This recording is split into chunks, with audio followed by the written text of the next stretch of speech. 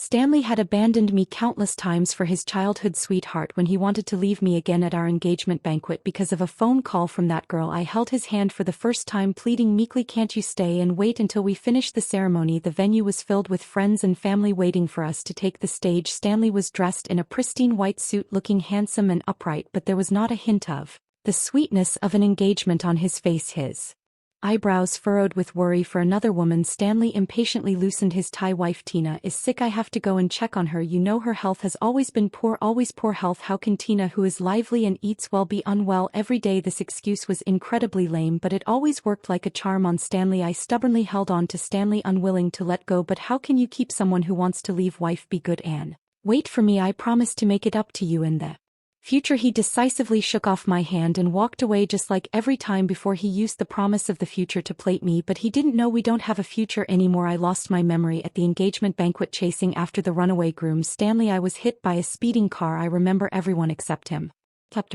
When I woke up, I found myself lying in the hospital. My whole body was wrapped up like a mummy. The doctor said I had multiple abrasions on my body. Fortunately, none of them were serious. My parents stood by seeing me in this state, and tears flowed down their faces. That Stanley is really outrageous. How could he run away from the wedding like that? He has caused our Gil to suffer like this. Luckily, nothing major happened, otherwise we would never let her off the hook. I lifted my eyes and looked blankly at the hospital's white ceiling. "Stanley, who is he?" Before I could figure it out, someone else came in. The person who entered was my parents' close friends, Uncle Smith and Aunt Smith. Aunt Smith saw me and tears started to flow. "Gil, I'm sorry. It's Aunt's fault for not teaching her son properly, otherwise he wouldn't have gone so far as to run away from the wedding." Uncle Smith held my hand. "Gil, don't worry. I will go back and give Stanley a good talking to and let out your frustration." "Stanley.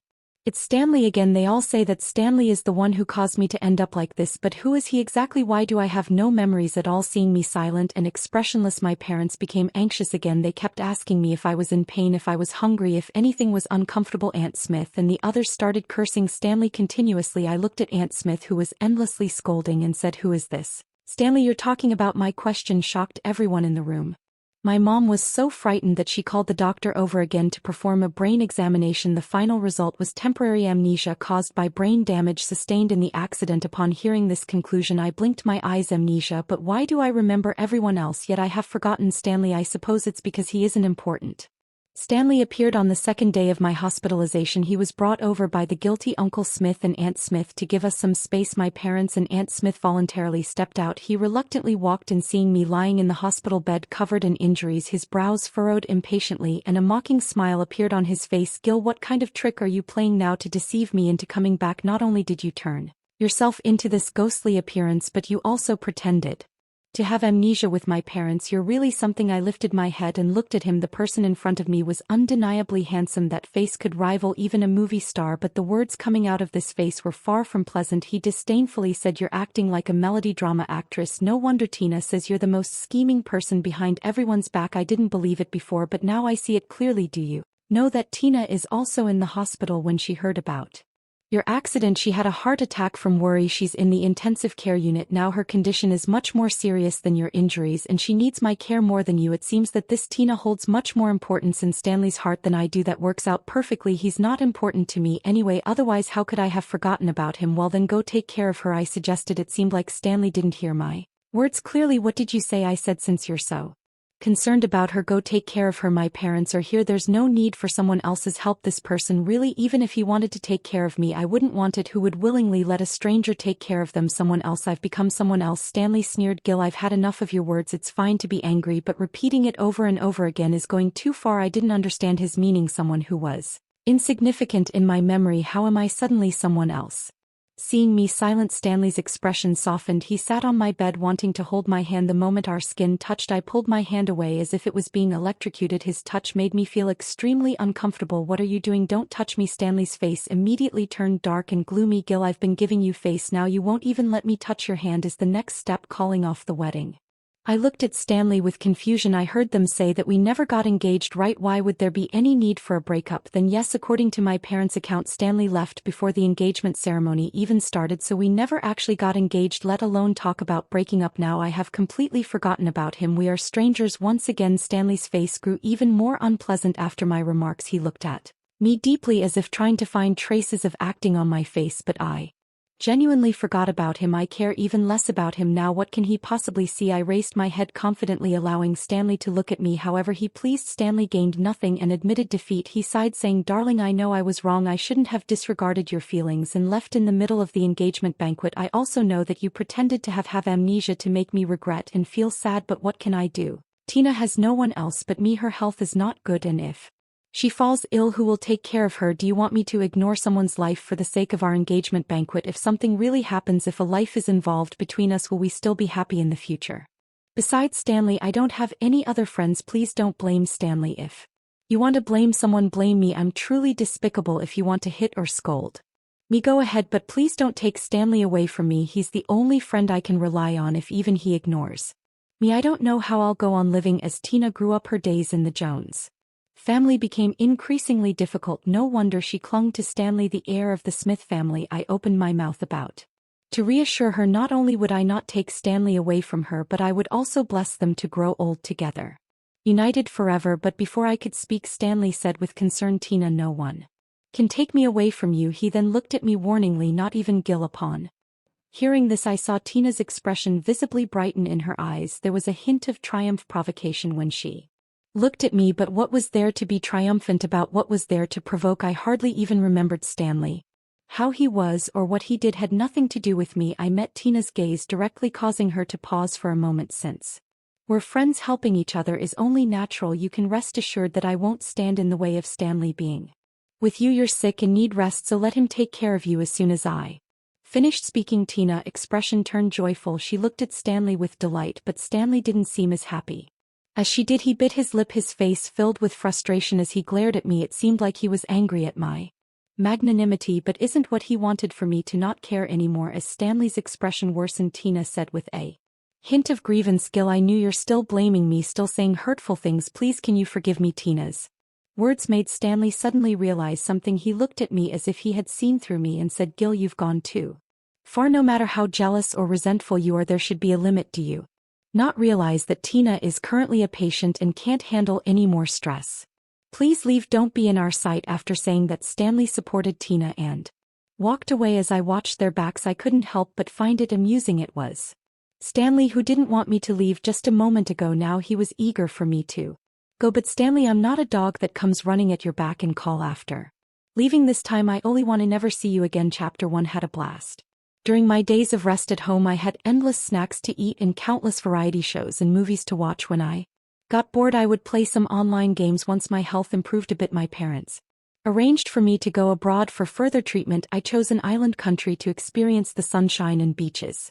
Until my body was covered in a bronze tan, I still felt unsatisfied. Only then did I return home, full of lingering joy. Upon my arrival, my parents specially prepared a welcoming feast for me. Aunt Smith and Uncle Smith were also present at the banquet. They apologized to me and expressed their regrets. I understood their intentions. Over the years, our family had provided numerous projects for the Smith family. They were afraid that I would be angry with Stanley, causing a rupture in the financial ties between our families, but I am not someone who confuses personal matters with business. Moreover, I don't even remember who Stanley is anymore. How could I be angry with someone I don't even recall? I raised my glass and said to Uncle Smith, "There won't be any issues with the cooperation between our families, I assure you." Uncle Smith's face brightened. "What about Stanley? You haven't contacted him during this time. I can tell he regrets it now. Can you give him a chance?" "Regret? I didn't think so. Just a moment ago I saw Stanley and Tina's social media post making porridge for her. That sight of him washing his hands and cooking soup almost moved me." I smiled lightly and said, "Uncle Smith, as you know,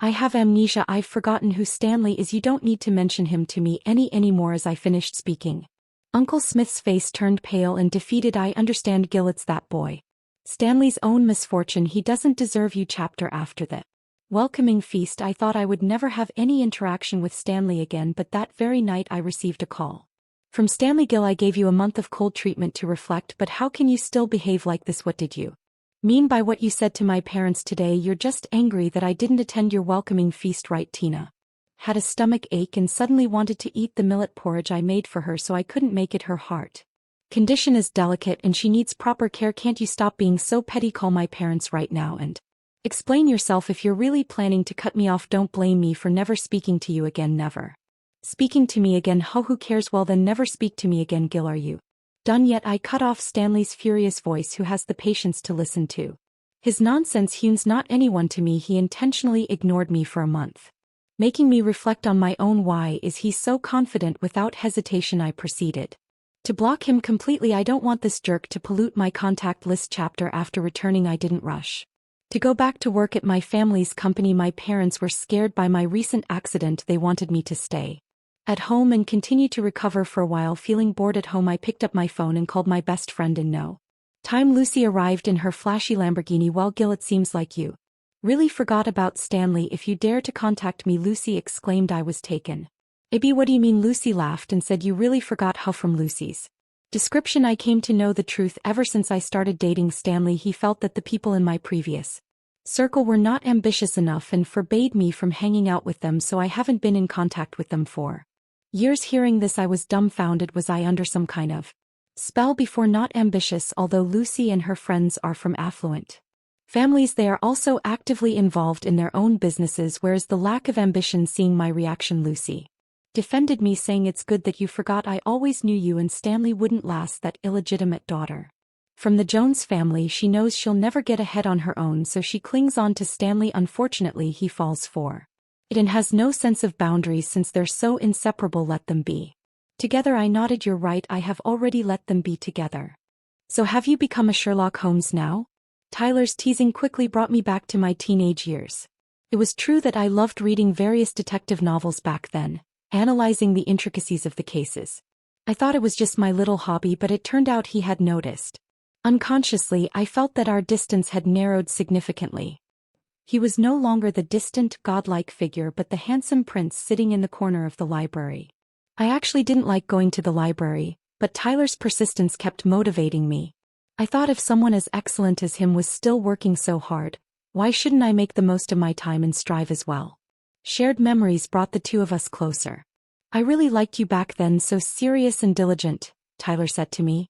I smiled. Actually, I should be saying that to him. He was the most serious and diligent person in the entire library. If it weren't for seeing him, I wouldn't have maintained my self-discipline. I thought to myself, you're so outstanding, yet you're still striving. How could I be lazy? Upon hearing my words, Tyler became ecstatic. He exclaimed, Gil, so that's how it was?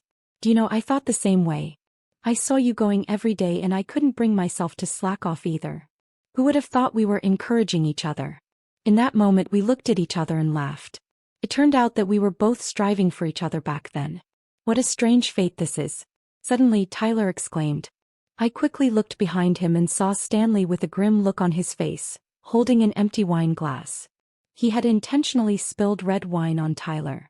I was furious. Stanley, what are you doing? Stanley's eyes turned red. Gil, I was wrong. Come back with me, please. I won't leave you for someone else again. I looked at Stanley coldly. You should be apologizing to Tyler, not me. How could you pour wine on someone else? Stanley clenched his teeth and refused to apologize. Tyler, do you know that Gil is my fiancé? What do you mean by getting close to him like this? Have you no shame? Tyler elegantly stood up, casually patting the wine stain on his clothes. Then he said to Stanley, Fiancé? That means we're not married. So I have the right to pursue Gil. You dare. As soon as these words came out, Stanley seemed like a lit explosive. He reached out his hand and was about to slap Tyler's face. I quickly grabbed Stanley's hand. I looked at him with disgust. Stanley, have you gone mad? Are you really insane? Let me say it one last time, I don't know you. I truly don't know you at all. I am not your fiancé and we have never been engaged. Please stop bothering me. I have absolutely no feelings for you now. You have left such a terrible impression on me, worse than a complete stranger. Upon hearing my words, Stanley seemed struck by lightning. His whole body trembled inexplicably. He stared at me in panic. It was as if he finally realized that my amnesia was real and that he was about to lose me completely. Stanley couldn't bear the blow and hastily left the scene. Tina, who had been following him all along, tried to support him, but he forcefully pushed her away. However, she wasn't saddened by it and persistently followed him as they left. Curious eyes fell upon Tyler and me. I didn't want to be treated like a monkey, so I took the initiative and said to Tyler, Do you want me to take you back to the hotel? Tyler smiled warmly and said, I would be delighted. I dropped Tyler off at the entrance of his hotel. He didn't get out of the car but looked at me seriously. Gil. What? Tyler's gaze became shy for a moment. Then he looked at me firmly and said, I mean that I want to pursue you. Though I like you. Coming back this time I realized that the youthful excitement is still there. So Gil, I hope you'll allow me to pursue you. As I looked into his eyes I could see a reflection full of myself. It seemed like this person only had me in his eyes. Well, maybe I could give it a try. Almost involuntarily I nodded. The eyes of this handsome man suddenly lit up like the morning stars. He leaned in and excitedly planted a gentle kiss on my cheek. At the moment our skin touched, I felt my heart skip a beat. Gil, forgive me. I'm just so happy. You have to keep your phone accessible because I'm going to pursue you from now on. Tyler is definitely a man of action. In the following days he prepared countless activities for me. Breakfast in the morning, lunch dates, goodnight moments in the evening. Every little romantic gesture between a couple played out between us. And these were experiences that I had never had in my previous life. I realized for the first time that being favored by someone, being loved so wholeheartedly, was truly wonderful. Falling in love with Tyler wasn't difficult. Someone like him was meant to be loved by others.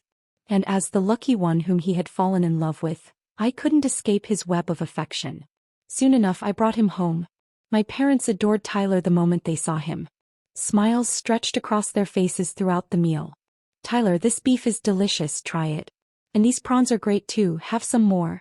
And this red wine is from your uncle's collection, give it a taste. Tyler was being fed all sorts of food but his smile never wavered. After finishing the meal I took Tyler for a walk outside the villa. Holding Tyler's hand I asked, were you scared by my parents' enthusiasm earlier? Tyler shook his head. Not at all. I loved it. Gil, that's probably what home feels like. I think your parents and mine will get along well. They're both such warm-hearted people. I see. Perhaps it's time to arrange a meeting between our parents. As soon as I voiced my thoughts, Tyler seemed a bit at a loss. I loved his flustered state so much that I couldn't help but give him a kiss. The atmosphere was so beautiful and intoxicating. But there are always people who love to cause trouble. Gil. Tyler. A voice of shock came from the opposite side. Are you two really together? Tyler, you have no shame. I turned my head and met Stanley's resentful gaze. I furrowed my brows. What are you shouting about? Who are you and how dare you come here and insult my boyfriend? Stanley stumbled for a moment then burst out, I'm your fiancé. I'm Stanley. How can you really forget about me? How can you allow just any man to come between us? I scoffed. And who says I can't forget about you? Stanley, I warn you, don't come and disturb my life anymore. And furthermore, Tyler is not just any man. He is my beloved. I tightly held Tyler's hand as if I were holding the whole world. Stanley suddenly burst into laughter. He stared intently at the hand that Tyler and I were holding. Good. Very good. Gil, you certainly are something. Well, I hope you never remember me and never have any regrets. I smiled calmly. Of course I won't have any regrets. Tyler and I are getting engaged next month. If you don't mind, you're welcome to attend. Stanley's lips turned pale in an instant and he spoke with determination. Then congratulations in advance to both of you. But I may not have the time to attend because I'm also getting engaged, to Tina. Oh well, congratulations to you too. Stanley seemed stung by my congratulations, stumbled for a moment and then turned and walked away.